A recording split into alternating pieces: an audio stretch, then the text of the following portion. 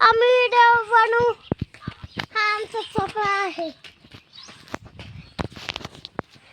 हे आमचे नारळाचे झाड आहे.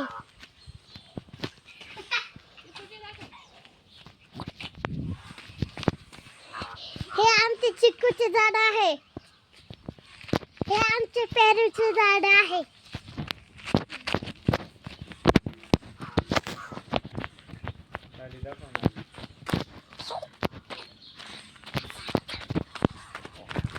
हे आमचं शेड आहे.